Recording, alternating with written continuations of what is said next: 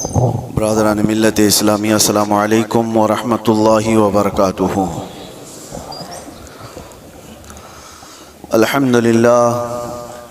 अल्हम्दुलिल्लाहिल हन्नानिल mannan अल्लज़ी खलक़ल इंसान व अल्लमहुल बयान वस्सलातु वस्सलामु अला रसूलिही सय्यिदिल इंसी वल जान व अला आलिही व अस्हाबिही ज़िल खैरि वल इहसान अम्मा बअद फ़अऊज़ु बिल्लाहि मिनश शैतानिर रजीम बिस्मिल्लाहिर रहमानिर रहीम। अल-यौम अकमलतु लकुम दीनकुम व अतममतु अलैकुम निअमती व रज़ीतु लकुमुल इस्लाम दीना। सदक़ल्लाहु मौलाना अज़ीम। बारगाह रिसालत मुआब सल्लल्लाहु अलैहि वसल्लम में दुरूद पाक का हदिया पेश करें। अल्लाहुम्मा सल्लि अला सय्यिदिना मुहम्मदिन मअदनिल जूदि वल करम व आलिहि व अस्हाबिहिल किराम व इब्निहिल करीम व बारिक व सल्लिम सलातन दाइमतन सरमदन अबदा। अल्लाह अज़्ज़ा वजल का महबूब और प्यारा दीन इस्लाम, जिसके मुतालिक कुरान में अल्लाह फरमाता है मैं तुम्हें इस्लाम देकर राज़ी हुआ। एक ऐसा निज़ाम हमें दिया गया जिसमें कोई शोशा खाली नहीं छोड़ा गया। किसी भी बाप का, किसी भी हिस्से का, ज़िंदगी के किसी गोशे को तशना नहीं छोड़ा गया है। आज मैं चंद अहम बातें आपके सामने रखता हूँ कंपैरिजन के तौर पर कि दुनिया जब से आबाद है जंगों का एक सिलसिला चलता रहा है, इंसानों में आपस में लड़ाइयाँ होती रही हैं, लेकिन तारीख़ उठाकर देखें तो तकरीबन सारी लड़ाइयों के पीछे जो रीज़न है, जो सबब है, जंग किस मकसद से हुआ करती थी, तो उन मकासद में अगर आप गौर करेंगे तो सबका एक हासिल हुआ करता था, तख्त को हासिल करना, हुकूमत को हासिल करना, या माल हासिल करना, या हसीन औरतों को ग़ुलाम बनाना, बांदी बनाना। ये दुनिया का निज़ाम रहा है, इसीलिए जंगें हुआ करती थी। या अगर ये चीज़ें ना हो तो फिर इंसान की जो अंदर की गैरत है, तकब्बुर है, गुरूर है, वो चीज़ उसे जंग करने पर आमादा करती थी। बस यही रीज़न है, बाकी कुछ नहीं मिलेगा आप। एक कबीले की दूसरे कबीले से, एक ख़ानदान की दूसरे ख़ानदान से, एक मुल्क की दूसरे मुल्क से लड़ाइयाँ हैं, तो उन लड़ाइयों में, उन जंगों में आप रीज़न तलाश करेंगे सबब कि किस बुनियाद पर है। तो या तो वो ज़मीन का हासिल करना है, टुकड़े को हासिल करना है, या तो फिर उस इलाके के ज़रख़ीज़ हिस्सों के ऊपर अपना कब्ज़ा जमाना है, या तो फिर वहाँ के लोगों को ग़ुलाम बनाकर अपने अंडर में रखना है।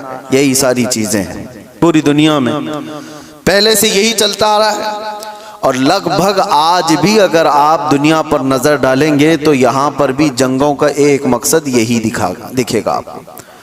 हाँ, या तो फिर कोई अपने आप को दादा कहे, बाबा कहे, कोई अपने आप को सुपर पावर कहे और उसके बाद फिर दूसरों को मनवाने की बात कहे कि मेरी हर बात तुम्हें माननी पड़ेगी। दूसरा नहीं मानेगा, अगर आंख भी दिखाया तो फिर जंग हो जाएगी। अगर वो कमज़ोर है, गरीब है, तो फिर जंग हो जाएगी। लेकिन यहाँ पर भी मकसद जंग का यही है। पूरी दुनिया में तन्हा इस्लाम के मुतालिक मैं आपको बताऊं, इस्लाम में जो जंगें हुई, ग़ज़वात हुए सहाबा के और दूसरों के दरमियान, वहाँ क्या मकसद रहा, क्या रीज़न रहा। हज़रत रबिया बिन आमिर रज़ी अल्लाह ताला अन्हु हुज़ूर सल्लल्लाहु ताला अलैहि वसल्लम के तर्जुमान हैं, एम्बेसडर हैं। जब वो ईरान में गए थे वहाँ के बादशाह के पास पैगाम लेकर इस्लाम का, तो आपसे पूछा गया था कि आप लोग क्यों ये पैगाम पहुंचाना चाहते हैं हर जगह, और क्यों लड़ना चाहते हो या मुकाबला करना चाहते हो। आपने कहा हमारे आका सल्लल्लाहु ताला अलैहि वसल्लम का फरमान आलीशान है, ला ततमन्नौ लिक़ा अदुव्विकुम, दुश्मन से मुठभीड़ होने की, जंग करने की तमन्ना भी मत करो, जंग करने की ख्वाहिश मत रखो। लेकिन हम पैगाम अमन और पैगाम इस्लाम फैलाते हैं, इसलिए अब रीज़न सुनो, सबब सुनो, इस्लाम किस लिए फैला। हजरत रबिया बिन आमिर कहते हैं कि हमारा सिर्फ एक मकसद है कि इंसानों को इंसानों की गुलामी से निकालकर खालिक की आप बंदगी में लगा दें, अल्लाह की बंदगी में और उसकी इबादत में लगा दें। हमारा मकसद ये है इंसान इंसान का गुलाम ना रहे। हर दौर में यही चलता आ रहा है। और आप शुरू के दिनों में जो गुलामों के मामलात इस्लाम के मसाइल में भी अगर पढ़ते हैं तो यूँ नहीं है कि इस्लाम ने ग़ुलामी को बढ़ावा दिया है, बल्कि इस्लाम धीरे धीरे धीरे ग़ुलामी को ख़त्म कर दिया। अरे तुमने कसम का अगर खा लिया, कसम खा लिया और उसको तोड़ दिया तो कफ़ारे में ग़ुलाम आज़ाद करना है, रोज़ा उसके कफ़ारा है उसमें ग़ुलाम आज़ाद करने हैं, ज़िहार है उसमें ग़ुलाम, कई ऐसी चीज़ें हैं। गलती तुम कर रहे हो लेकिन ग़ुलाम को आज़ाद करना है। ये सिस्टम क्यों बनाया गया था?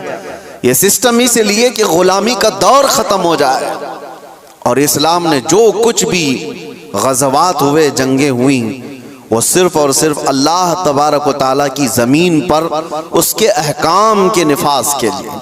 दूसरा रीज़न उन्होंने बताया था कि जब कभी जंग करने का हुक्म हमें उस वक्त तक नहीं है जब तक किसी कौम के ऊपर कोई ऐसा जालिम आ जाए जो वहाँ के लोगों का जीना धोबर कर चुका हो, उनको सांस लेने की भी दिक्कत आ गई हो, तो फिर इस्लाम कहता है कि अल्लाह तबारक व तआला की मखलूक को आसानी पहुँचाने के लिए और जालिमों से नजात दिलाने के लिए फिर उसके लिए जंग होगी।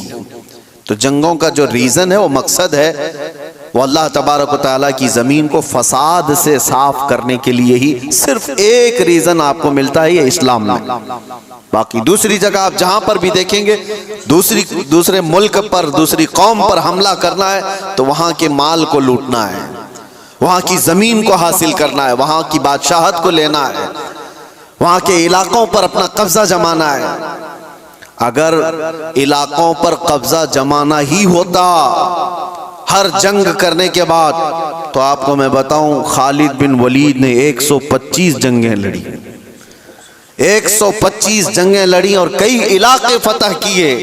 क्या हर इलाके को फतह करने के बाद खालिद बिन वलीद ने अपनी बादशाही का ऐलान कर दिया कि आज के बाद से इस इलाके का मालिक मैं हूं, इस इलाके का बादशाह मैं हूं?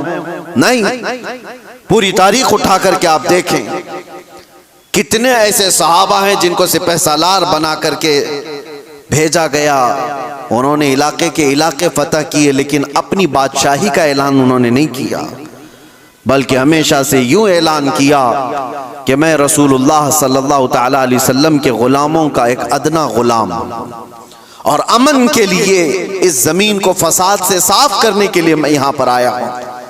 मोहम्मद बिन कासिम 19 साल की उम्र में हिंदुस्तान आया था। आपको पता है मोहम्मद बिन कासिम सबसे पहले 10,000 का लश्कर लेकर के जब आया था, वो भी हिंदुस्तान क्यों आया था? हिंदुस्तान में जुल्म इस तौर पर एक राजा दाहिर सिंह ने और उसके गुंडों ने कुछ औरतों को कब्जा में ले लिया जो हज के सफर पर जा रही थी, और औरतों का माल भी लूट लिया, उनको कैद में रख दिया गुंडों ने। उन औरतों ने गुहार लगाई, कुछ लोगों ने उन औरतों की ये बातें सुनी और अरब के उस वक्त के गवर्नर जो थे हज्जाज बिन यूसुफ के पास ये खबर सुना रहे थे। हज्जाज बिन यूसुफ का भतीजा मोहम्मद बिन कासिम 19 साल का, उसने ये खबर सुनी कि इतनी दूर कुछ औरतों पर कुछ जालिम गुंडे जुल्म कर रहे हैं।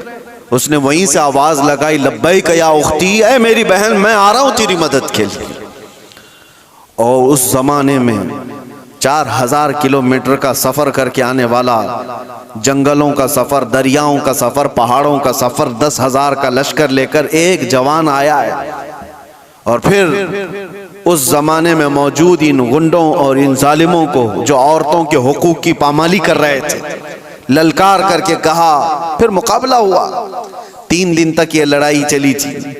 उसके बाद वो सारे गिरफ्तार हुए और राजा की भी गद्दी चली गई, तख्त चला गया, सब खत्म हो गया। एक 19 साला लड़के ने अमन का परचम लहराया था, लेकिन रीजन क्या था, मकसद क्या था? जुल्म से इलाके को साफ करना। और उसके बाद एक बड़े पंडित हैं इलाहाबाद यूनिवर्सिटी के वो रिसर्च स्कॉलर भी रहे और लिखी हुई उस मौर्रिख की किताब में से आपको मैं बताऊं, मुसलमानों की लिखी हुई तारीख की बात नहीं कर रहा, पंडित ने लिखा है, हिंदू पंडित हैं, उन्होंने लिखा कि मोहम्मद बिन कासिम जब आया तो उसने साफ ऐलान किया था इस इलाके में रहने वाले जिसको जिस चीज पर अमल करना है वो आजाद है, कोई मेरा नौकर नहीं है, कोई मेरा गुलाम नहीं है। और अदल ऐसा कायम किया था कि पूरे इलाके वालों ने अपने सर आंखों पर उसको बिठा रखा था, 19 साल के जवान को, क्योंकि लोग राजाओं के जुल्म से तंग आ चुके थे। देखा था उन्होंने किस तरह से किसी की भी औरत को उठा करके अपने हरम सरा की जीनत बना दिया करते थे। लेकिन एक 19 साला जवान जब आया तो उसने अदल व इंसाफ ऐसा कायम करके दिखाया था, हर एक ने अपनी बाहें फैला करके उसका इस्तकबाल किया था। ये हिंदू पंडित की किताब में लिखा हुआ मौजूद है, अपने नहीं दूसरों ने इस अदल और इंसाफ के मुतालिक लिखा है। इस्लाम का रीजन ये रहा है मेरे अजीजों, दुनिया हजार प्रोपेगेंडा फैलाए आज, तारीख के ऊपर तुम कितने धब्बे डाल करके छुपाओगे। अगर पीछे जाओ अरब की जाहिलियत में अगर जंगें देखेंगे आप, अल्लाह की पनाह, जो मशहूर जंगें हैं वहां की, हर बसूस एक नाम से जंग हुई जो 40 साल तक चलती रही। बनी बकर और बनी तगलब ये दो कबीले थे।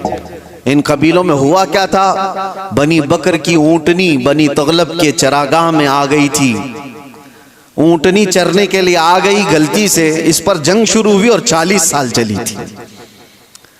कैसी जंग हुई थी दोनों कबीलों में, जब तक दोनों कबीलों के लोग खत्म ना हो गए, दोनों कबीलों की ऊंटनियां और घोड़े मर नहीं गए, तब तक ये जंग चलती रही। उसके अलावा और भी जंगें हैं, औस और खजरज की लड़ाई 120 साल तक चली थी। ये सिर्फ और सिर्फ गुरूर और तकब्बुर की बुनियाद पर चली हुई जंगें हैं। इलाके के इलाके उन्होंने ख़त्म कर दिए थे, नस्लें ख़त्म हो गई थी। नबी पाक सल्लल्लाहु ताला अलैहि वसल्लम के मदीने तैयबा आने तक औस और खजरज की लड़ाई चल रही थी। और अगर आप ये कहें ये अरबों की जहालत और इनकी निहायत ही बदमाशी का हाल होगा, तो ऐसा नहीं है मेरे अजीजों। उस जमाने में ईरान का भी वही हाल था, रोम का भी वही हाल था। जब ये किसी इलाके पर काबिज होते, आपको पता है कि एक ईरानी बादशाह ने फिलिस्तीन पर हमला किया था तो 1,40,000 फिलिस्तीनियों को ज़बह कर दिया था। और रोम वाले क्या करते थे, रोम के ईसाई जब यहूदियों पर काबिज होते थे तो उनके यहाँ तो मशगला था। हजारों लोग जब जंग में कैदी बनकर के आते थे तो इंटरटेनमेंट के लिए रोजाना मैदान सजाए जाते थे और उसमें बड़े बड़े जो पहलवान हैं, जो सिपह सालार हैं, वो अपनी तलवार का जौहर दिखाने के लिए इन कैदियों को एक साथ मारते थे। और ये मुकाबला होता था कि एक वार में कितनी गर्दनें उड़ा सकता है आदमी। ये रोमियों क्या मशगला था ही उनका। जब यहूदियों को कब्जे में ले लेते थे या कैदी बनाकर लाते थे तो एक एक तलवार के वार पर 10-10 लोगों की गर्दनें उड़ाना वो समझते थे बहादुरी का जौहर है। और कहीं पर उनको इस चीज का कोई अफसोस नहीं कि इंसान किस तरह काटे जाते हैं। एक तो आपको मैं बताऊं, बहुत मशहूर एक शख्स है जिसको डार्लिंग ऑफ ह्यूमन रेस कहा जाता है। तारीख में आप पढ़ लेना, इसने क्या किया है, तकरीबन 60,000 के करीब यहूदियों को कब्जे में लेकर एक बहुत बड़े इलाके में उनको बांध दिया और जंगल के खतरनाक दरिंदे ला करके उनके ऊपर छोड़ दिए गए थे। वो नोच नोच करके खाते थे और ये लोग तमाशा देख देख कर तालियां बजाते थे। ये इंसानों की जिंदगियों के साथ जो तमाशे होते रहते थे, ये ईगो, ये उनका तकब्बुर, ये उनका गुरूर, किसी मफ्तू कौम पर, मगलूब कौम पर वो अपने गुस्से की तमाम चीजें निकाल दिया करते थे। जब कभी किसी पर काबिज हुए, बैतुल मुक़द्दस को कितनी मर्तबा खून में नहलाया गया आपको पता है? टाइटस के ज़माने में पूरे फ़लस्तीन में ऐसी जंग हुई थी कि घोड़ों के टाप पूरे खून से भर जाया करते थे। जब भी घोड़ा किसी भी गली में जाए खून के बगैर नहीं आता था। ये सब तारीख महफूज है, हमारी लिखी हुई नहीं, ये गैर मुस्लिमों की लिखी हुई तारीखें मौजूद हैं, जिन्होंने पूरी दुनिया में क्या तमाशे बनाए। और एक तरफ इस्लाम के खिलाफ प्रोपेगेंडा फैलाने वाले, उनको मैं दावत देता हूँ, आओ मुताला करो, आओ मुताला करो। किसी भी जंग को छेड़ा नहीं गया था। हुजूर पाक सल्लल्लाहु ताला अलैहि वसल्लम के ज़माने पाक में जितने गज़वात हुए थे, वो जितनी भी जंगें हुई वो इस फार्मूले पर हुई हैं, छेड़ो मत, लेकिन छेड़े कोई तो छोड़ो मत। यही फार्मूले पर जंगें हुई हैं। बद्र में मेरे आका सल्लल्लाहु अलैहि वसल्लम तशरीफ ले गए। क्या बद्र को जबरदस्ती लड़ने के लिए बुलाया गया था? नाफिज की गई थी मुसलमानों पर। उहद मदीने में हुई है। कुफारे मक्का वहां से पूरे कबीले लेकर के आए थे मदीने पर हमला करने के लिए। तो जंगे उहद मदीने के बाहर हुई। जंगे खंदक कहाँ हुई? 12,000 कुफार मुशरिकीन आए थे हुजूर पाक सल्लल्लाहु अलैहि वसल्लम और सहाबा से लड़ने के लिए। और कहां पर? मदीने के बाहर ही लड़ाई हुई, गए नहीं थे, मदीने के आसपास हुई। ये सब जंगों के बाद, हर जंग का रीजन मैं आपको बताऊंगा, लेकिन जंगों के भी उसूल होते हैं। लेकिन दुनिया ये सिर्फ उसूल बताने के लिए कहती है, आज उस पर अमल कोई नहीं करता, अमल कोई नहीं करता। आप क्या समझते हैं ये जुल्म और बर्बरियत जो कुछ भी दुनिया में हुई किसी खास कौम के साथ है? सब कौमें इसमें मुलव्विस हैं, सब कौमें मुलव्विस हैं। हमारे यहाँ की कौमों के मुतालिक भी तारीख में आपको बताओ, हिंदुस्तान में भी क्या क्या होता रहा, कितनी बड़ी बड़ी जंगें हुई और कितने लोगों का कत्ले आम हुआ। राजाओं के, महाराजाओं के तख्त हासिल करने के लिए एक दूसरे की लड़ाइयों में कितने गिरजाघर तोड़े गए, कितने मंदिरों को तोड़ा गया, कितने माबदों को तोड़ा गया। ये सब चीजें तारीख में मौजूद हैं। लेकिन दुनिया इन सब से आंख बंद करके एक तरफ टारगेट की हुई है, सिर्फ इस्लाम, जबकि सबकी तारीखें भरी हुई। आपको अगर तारीख पढ़ना है तो आप उठा करके देखें किस राजे ने अपने तख्त बिछाने के लिए कितने लोगों को उस तख्त के नीचे दबाया है। आपको पता है ये जो पिरामिड्स बने थे उसके मुतालिक भी यही कहा जाता है। अहरामात मिस्र फराइना ने, वहां पर वो एक एक पत्थर पता नहीं कितने हजार किलो का है, इस तरह से वो जो बनाए गए उसमें हजारों ने, लाखों लोगों की लाशें खत्म हो गई हैं, कितने लाखों लोग मर गए उसमें। बादशाहों का निजाम यही रहा है, अपने हुसूल के लिए, अपने जाह के लिए, अपनी तलब के लिए इंसानों का कत्लेआम किया है, इंसानों का कत्लेआम किया। और जो वर्ल्ड वार फर्स्ट और वर्ल्ड वार सेकंड जो हुई, इसकी भी तारीख उठा करके आप पढ़ो, किस लिए जंगें हुई आपस में। ये तो ज्यादा दूर नहीं है ना, 1920 1940 के बीच में, ये ज्यादा दूर नहीं हुई, अभी 100 साल पहले की बात आपको बता रहा हूं। फर्स्ट वर्ल्ड वार और सेकंड वर्ल्ड वार में जो लोगों की मौतें हुई हैं, फर्स्ट में तकरीबन 3 करोड़ लोग मारे गए हैं।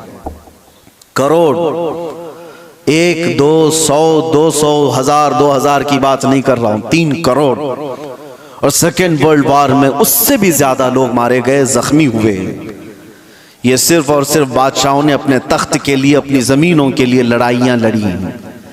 और टोटल मेरे आका सल्लल्लाहु अलैहि वसल्लम ने अपनी जिंदगी पाक में 17 गज़वात में शिरकत फरमाई। कितने? 17 गज़वात में। और टोटल 17 गज़वात को मिलाएंगे तो 252 लोग मरे थे, इसके अलावा नहीं।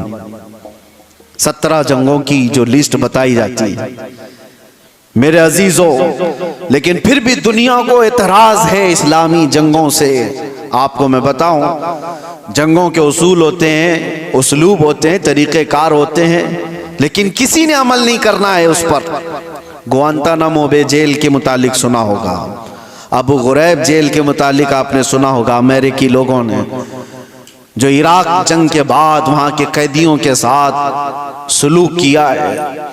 यह हमने नहीं है, ह्यूमन राइट्स की तंजीमों ने लिखा है, इसको तारीख में मौजूद है, कैदियों को लिटा करके उनके ऊपर कुत्ते छोड़ दिए जाते थे, कैदियों को बांध करके उनके मुंह पर पेशाब किया जाता था और उनको गलाजत खाने पर मजबूर किया जाता। इंसानियत से गिरे हुए हरकतें। एक जालिम जब नशा के गुरूर में आता है तो ऐसी हरकतें करता है, लेकिन जिसके सीने में ईमान हो वो क्या करता है? अल्लाहु अकबर। मेरे अजीजों, मुहम्मदुर रसूलुल्लाह सल्लल्लाहु ताला अलैहि वसल्लम के पाए अक़दस पर मैं तुम्हें लेकर चलता हूँ। ये वो वक्त है जब अल्लाह के हबीब सल्लल्लाहु ताला अलैहि वसल्लम का पैगाम दुनिया में बहुत दूर तक जा चुका था। यमन, इराक, शाम, मिस्र, हर जगह पहुंच चुका था और 1,20,000 सहाबा उस वक्त मौजूद थे जब नबी पाक सल्लल्लाहु ताला अलैहि वसल्लम की कुव्वत का आलम था, गलबे का वक्त था। मक्का भी फतह हो चुका था, मदीने के आसपास का इलाका इस्लाम के परचम से लहरा रहा था। ये वो दौर की बात नहीं कर रहा हूं मैं जब कुफारे मक्का से बच करके रहना पड़ता था, छुप करके तबलीग करनी पड़ती थी, उस दौर की बात नहीं कर रहा हूं। गलबे के वक्त की बात कर रहा हूं। ये हुजूर पाक की जाहिरी जिंदगी का आखिरी साल है जब मेरे आका सल्लल्लाहु अलैहि वसल्लम हज करके वापस तशरीफ लाए थे और बीमार थे। उस वक्त जब नबी करम सल्लल्लाहु ताला अलैहि वसल्लम के नाम का चर्चा कैसर और किसरा के जिस्मों में कपकपी तारी कर देता था, हजारों फौजें थरथराती थी, गलबे का वक्त था। उस वक्त नबी पाक सल्लल्लाहु अलैहि वसल्लम मस्जिद नबवी शरीफ में बैठे हैं और अपने सहाबा से कहते हैं, कोई है इसमें जिस पर मेरा कोई हक बाकी है तो मुझसे ले सकता है? कोई है जिस पर मेरा कोई हक बाकी है तो वो सवाल करे, मैं देने को तैयार हूं। मेरे अजीजों, कौन कहेगा ये? गलबे के वक्त, ताकत के वक्त, जब पावर में आ जाए कोई पूछ करके दिखाए किसी पर कुछ बाकी है तो ये रसूलुल्लाह की शान है। और ऐसा नहीं मेरे अजीजों के ये जुमले हैं जो आज के जलील सियासी लोगों के होते हैं। हुजूर ने जब ये फरमाया तो एक सहाबी खड़े हो गए, कहा मेरा आपके ऊपर एक हक बाकी है, आपके ऊपर मेरा एक हक बाकी है या रसूल अल्लाह। सबकी गर्दनें ऊंची हो गई, देखते रह गए उनको, कौन है ये? हुजूर पाक सल्लल्लाहु अलैहि वसल्लम ने उनसे कहा, आगे आओ, तुम्हारा जो हक है वो बताओ। हजरत उमर तो तलवार निकाल ली थी कि रसूलुल्लाह सल्लल्लाहु अलैहि वसल्लम की बारगाह में ऐसी बुलंद जुबान किसकी है? लेकिन उस साहबी ने कहा, एक मर्तबा जंग में जा रहे थे, सफों की तरतीब दे रहे थे, मैं थोड़ा सा आगे आ गया था, आपने छड़ी से मुझे मारा था, मैं वो बदला लेना चाहता हूं। अल्लाहु अकबर। हक इतना भी होता है मेरे अजीजों, हालांकि कायदे अमनो इस्लाम और बानिए इस्लाम है मेरे आका सल्लल्लाहु अलैहि वसल्लम। मेरे अजीजों, अगर कोई उस्ताद अपने शागिर्दों को तरतीब देने के लिए कोई बात कर रहा हो, लेकिन उसको भी सहाबी ने कहा यह हक है मेरा आपके ऊपर, हुजूर ने फरमाया ठीक है आ जाओ। ये नहीं फरमाया कि भरे मजमे में क्या तू मुझसे बदला ले लेगा, हुजूर ने फरमाया आ जाओ, और अपने आप को पेश कर दिया कि तुम भी मुझसे बदला ले सकते हो। लेकिन उस सहाबी ने कहा, सब की आंखें फटी थी, देख रहे थे कि क्या मंजर है, लेकिन उस सहाबी ने कहा, या रसूल अल्लाह, जिस वक्त आपने मुझे मारा था मैं सिर्फ तहबंद पहना था, जिस्म पर मेरे कुछ भी नहीं था, कुर्ता नहीं था, सिर्फ मैं तहबंद पहना हुआ था, ऊपर से जिस्म मेरा खुला था, और मैं ये चाहता हूं कि बदला उस हालत में ही लूं कि आप भी अपना जुब्बा उतार दीजिए, आप भी अपने तहबंद में रहिए। नबी पाक सल्लल्लाहु अलैहि वसल्लम ने छू चिरा कुछ भी नहीं फरमाया, अपना जुब्बा उतार दिया। लाओ दुनिया की कौमों को एक आइडियल, कोई ऐसा जो अपने आप को अपनी कौम के सामने पेश करे। यहां तो डरपोक लोग ऐसे बैठे हुए हैं जिनको सवालात से का सामना करने की हिम्मत नहीं है, ताकत नहीं है, अपनों के सामने ही वो रियाया का क्या मुकाबला करेंगे, क्या सामना करेंगे। नबी पाक सल्लल्लाहु अलैहि वसल्लम ने अपना जुब्बा पाक उठाया, उस सहाबी ने आकर हुजूर के दोनों कंधों के बीच जो मोहरे नबूवत थी उसको बोसा ले लिया। हुजूर के दो शानों के बीच में मोहरे नबूवत थी जिसकी चमक सूरत से ज्यादा थी। उन्होंने बोसा ले लिया और कहा मैं कामयाब हो गया और मैं बदला ले लिया। मुझे बस वो मोहरे नबूवत छूमनी थी। लेकिन मेरे अजीजों, वो सहाबी का अपना तरीका था, लेकिन रसूल पाक सल्लल्लाहु अलैहि वसल्लम ने अपने आप को पेश तो कर ही दिया, अपने आप को पेश तो कर दिया। और जंगों के हालात के मुतालिक आपको मैं बताऊं, बद्र के वो 70 कैदी जिनको गिरफ्तार करके मदीने लाया गया था, लोग तो कह रहे थे इनको मार दिया जाए, इनको जला दिया जाए, इनको काट दिया जाए। नबी पाक सल्लल्लाहु ताला अलैहि वसल्लम ने एक भी कैदी को कत्ल करने का हुक्म नहीं दिया। कहा कि गिरफ्तार हुए, तलवार हम पर उठाए थे, इसलिए आज ये कैदी हैं, आज ये हम पर, क्योंकि अगर गलबा पाते तो हमको मार देते। उसूल तो यही है, आज ये कब्जे में आए। लेकिन मेरे आका सल्लल्लाहु अलैहि वसल्लम ने क्या निजाम रखा था। उन कैदियों को पूछा गया, तुम में से अगर कोई हुनर जानता है, कोई फन जानता है, कोई कलाकारी आती है, तो आओ मेरे 10 सहाबा को वो हुनर सिखाओ, तुम आजाद हो जाओ।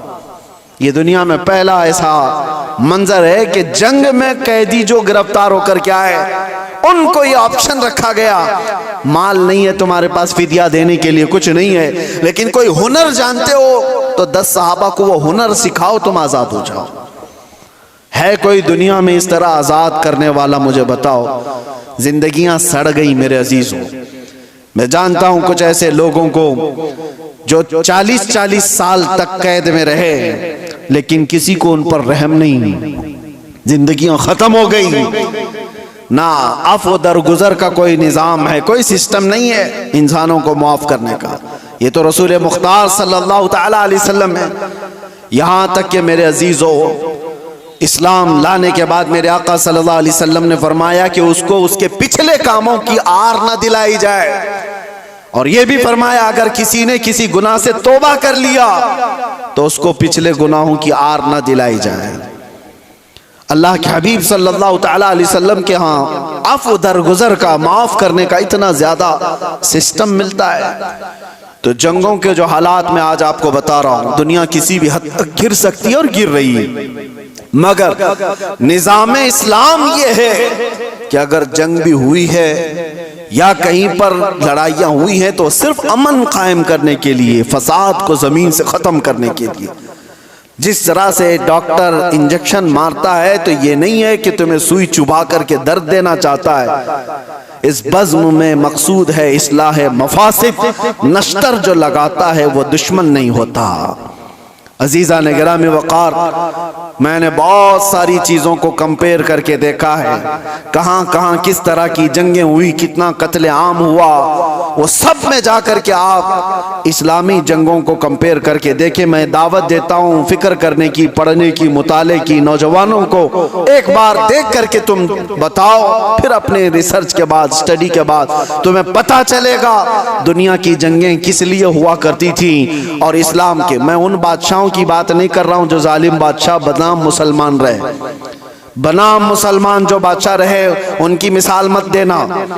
हाँ, मैं उन लोगों की बात कर रहा हूं जिसमें अबू बकर सिद्दीक आते हैं, मैं उनकी बात कर रहा हूं जिसमें उमर फारूक आते हैं, मैं उनकी बात कर रहा हूं जिसमें उस्मान गनी और हैदर कर्रार आते हैं, मैं उन लोगों की बात कर रहा हूं जिसमें उमर इब्न अब्दुल अजीज आते हैं रिदवानुल्लाह ताला अलैहिम अजमाइन, जिन्होंने रसूलुल्लाह सल्लल्लाहु ताला अलैहि वसल्लम के मुकम्मल मिशन को नाफिज किया है। मैं उनकी बात कर रहा हूँ, मिसाल ला करके दिखाओ। हाँ, अगर जालिम बादशाहों की कुछ तुम्हें इक्का दुक्का मिसालें मिलती हैं तो मैं उसको इस्लामी मिसाल नहीं समझता।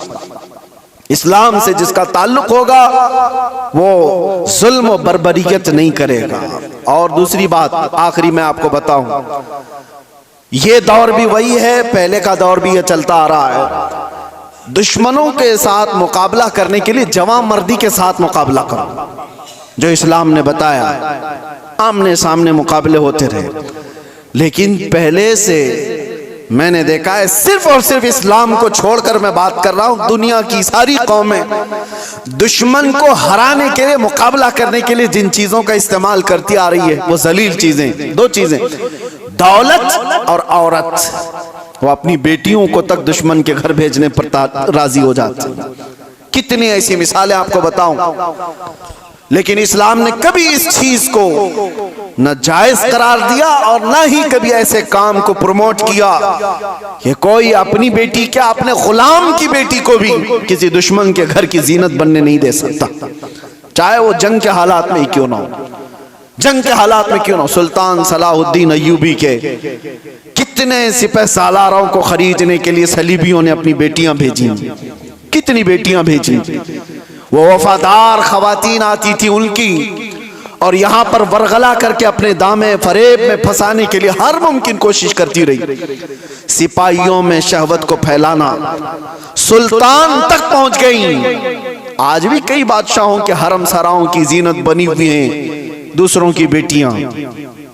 ये जमाने में हर कौम अपनाती आई है, लेकिन इस्लाम ने कभी इसको प्रमोट नहीं किया, कभी नहीं।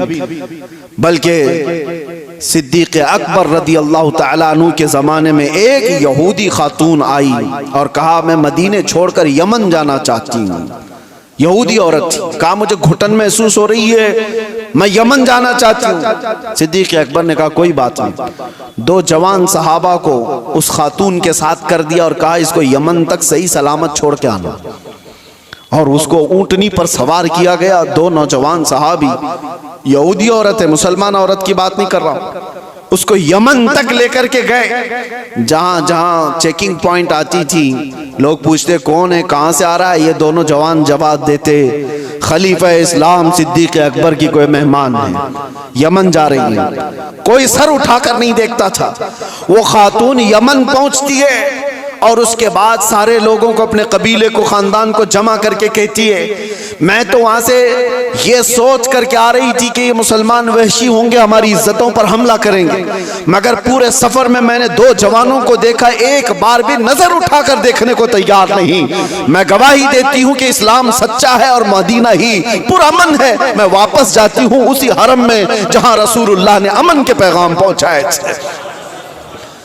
ये बेटियों की हिफाजत के लिए। आपको पता है औरंगजेब औरंगजेब औरंगजेब, आज दुनिया भर में ये जो एक छवि को खराब करने की कोशिश की जाती है, तारीख को तोड़ मरोड़ कर बताने की। आपको पता है, आप तारीख देखें, मैं औरंगजेब की पूरी तारीख बताने के लिए नहीं खड़ा हूं, लेकिन एक चीज मिलती है। बनारस में एक पंडित के घर एक लड़की थी, जवान लड़की, और जब वो जवान हुई तो बनारस में उस वक्त जो गवर्नर था, कोतवाल था शायद, उसका नाम इब्राहिम कुछ था, मुसलमान था, अय्याश किस्म का था। लड़कियों के ऊपर डोरे डालना, उनको पकड़ना, उनको अपने हरम में जीनत बनाना, ये उसके काम थे। अब ये खूबसूरत जवान लड़की पर वो फिदा हो गया, आशिक हो गया, और उसने किसी भी तरह से इस लड़की को हासिल करने के लिए एड़ी चोटी का जोर लगाया। और आखिर में आकर के हुआ ये कि उसके घर के अतराफ हिसार हो जाता था, घेराबंदी। फिर पंडित मजबूर हो गया, अपनी बेटी से कहा कि चलो, जब वो बड़ा आदमी है तो उसके आगे हम लोग कुछ नहीं कर सकते, बेटी तुम चले जाओ, तैयार हो जाओ। वो चाहता है तुमसे शादी करने के लिए। लड़की को इस चीज की बिल्कुल भी रजामंदी नहीं थी। उसने कहा कि मुझे थोड़ा वक्त दे दीजिए। वो एक उस वक्त सवारी लेती बनारस से, तारीख में मौजूद है, और उसने उसी वक्त दिल्ली का सफर इख्तियार किया जहां औरंगजेब आलमगीर जामा मस्जिद में हुआ करते थे। जुमा का दिन था। ये खातून मर्दाना लिबास पहन करके गई, लड़कों का लिबास पहन करके। जब बादशाह इस्लाम उस वक्त के सुल्तान निकल रहे हैं और लोगों से उनकी हाजतें पूछ रहे हैं, उसी वक्त ये लड़की खड़ी थी। औरंगजेब ने अपनी चादर उठा करके दे दी और कहा बेटी, इस लिबास में तुम्हें अच्छा नहीं लगता, तुम अपना चेहरा ढाक लो, तुम अपना सर ढाक लो, और तुम्हारी क्या हाजत है। तो उसने कहा कि मेरी हाजत कुछ तवील है, मैं आपको तनाई में सुनाना चाहती हूँ। बुला लिया। दौलत कदे पर वो खातून आई, जवान लड़की, और उसने वाकया सुना दिया कि आपका भेजा हुआ गवर्नर, आपका भेजा हुआ कोतवाल इस तरह से लड़कियों की इज्जत पर हमला करता है, और मेरे घर पर भी अब उसकी नजर है और मुझे अपनी हरम की जीनत बनाना चाहता है। तो औरंगजेब ने कहा कि ठीक है, वापस जाओ, तुम्हारे बाप से कहो शादी की तैयारियां कर लें। वो लड़की मायूस हो गई, जिस चीज के लिए मैं बनारस से दिल्ली का सफर करके आई थी, बादशाह भी यही कह रहा है, लेकिन एक दिल में हो एक आस थी कि बादशाह ने मुझे बेटी कहकर पुकारा। वापस वो आई, अपने बाप से कहा, बादशाह ने तो ये कहा। बाप ने कहा कि बेटा अब कहाँ इंसाफ है, तुम तैयारी कर लो। डोली सज गई और शादी का दिन भी आ गया। वो जालिम अय्याश कोतवाल अपने सिपाहियों समेत इसकी डोली उठाने के लिए आया और रास्ते भर में लोगों पर लुटाते हुए जा रहा था। और जैसे ही बीच रास्ते में पहुंचा, एक फकीर आया और उसको कहा कि मुझे भी कुछ लुटाना चाहते हो? उसने कहा नीचे जितनी गिरी हुई हैं वो सब उठा ले। उस फकीर ने उसको बग्गी से नीचे खींच लिया। तो जैसे ही नीचे खींचा, ये कोतवाल जल्लादों से पुकार कर कहा कि कौन फकीर है जो बदतमीजी कर रहा है, तुम सबके सब आ जाओ।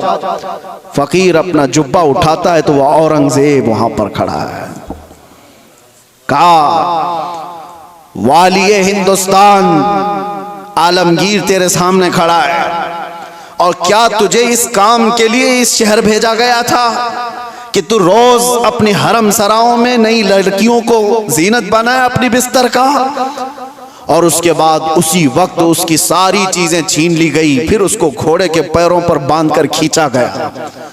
उस लड़की की बारात जो निकली थी बगैर किसी छूत के, बगैर किसी छुए, इज्जत के साथ डोली को वापस उसके घर पहुंचाया गया और उसको कैद में जल्लादों के हवाले कर दिया गया, कोतवाल को जो जालिम था, अय्याश था।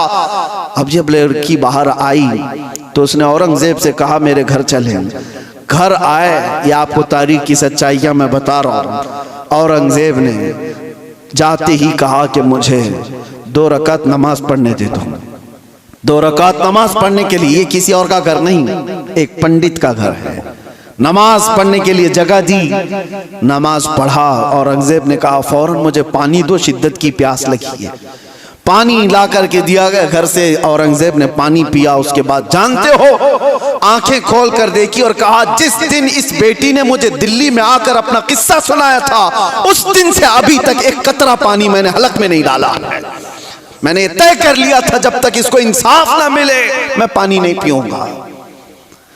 बेटियों को लोग दूसरों के हरम सरा में पहुंचाने वाले, तारीख इस्लाम को तोड़ मरोड़ कर पेश करने वाले, जरा इस तारीख को भी देखें। और मेरे अजीजों, ये ऐसी वैसी बात नहीं। उस पंडित ने बादशाह औरंगजेब के इस एहसान को याद रखकर उस इलाके को, उस जगह को जहां उसने सजदा किया था, बादशाह ने हमेशा के लिए मस्जिद तामीर कर दी। ये तारीख में मौजूद है।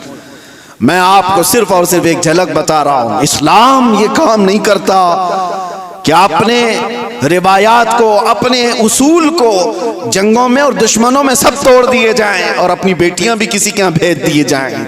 ये इस्लाम की फितरत में नहीं है। इस्लाम उसूल की सच्चाइयों पर चलता है। अजीज़ान गिराम वक़ार, अल्लाह तबारक व तआला हम सबको कहने सुनने से ज़्यादा अमल की तौफीक अता फरमाए, और रब तबारक व तआला इस्लाम की सच्चाइयों को हमें खुलकर इजहार करने और बयान करने की तौफीक अता फरमाए। मौला करीम ईमान पर जिंदा रखे और ईमान पर हमारा खात्मा अता फरमाए। व आखिर दावाना अनिल हम्दुलिल्लाहि रब्बिल आलमीन। अस्सलामु अलैकुम।